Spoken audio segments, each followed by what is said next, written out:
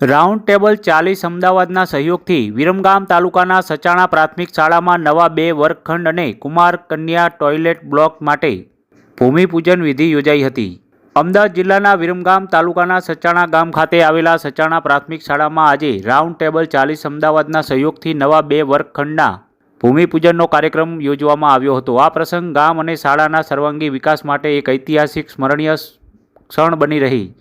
કાર્યક્રમમાં round table 40 અમદાવાદના chairman doctor Sujit dandiya, તેમના ધર્મપત્ની, તેમની ટીમ સભ્યો ઉપસ્થિત રહીને શાળાના વિકાસ પ્રત્યે તેમની પ્રતિબદ્ધતા વ્યક્ત કરી હતી। સાથે જ હંસાબેન દીપકભાઈ પરમાર, ધાકડી શાળા આચાર્ય તેમજ લક્ષ્મણભાઈ સેંધલ, ખરેખર શાળા ગામના એસએમસી અધ્યક્ષ નર્મદાબેન બકવાણા, સભ્યો કાળુભાઈ ભરવાડ, હેમુબેન સગર, સુનિતાબેન સેનવા, મહિલા સભ્ય રિંકુબેન ભરવાડ સહિત ઉપસ્થિત રહ્યા હતા। હેલ્પ ફાઉન્ડેશનના સ્થાપક ડૉક્ટર ધીરેન્દ્ર પટેલના પ્રેરણાદાયી માર્ગદર્શન હેઠળ તથા પે સેન્ટર શાળાના આચાર્ય દીપકભાઈ ઈશ્વરભાઈ પરમારના અથાગ પ્રયત્નોથી શાળાના આધુનિક વિકાસ તરફ એક મહત્વપૂર્ણ પગલું સફળતાપૂર્વક ભરાયું છે।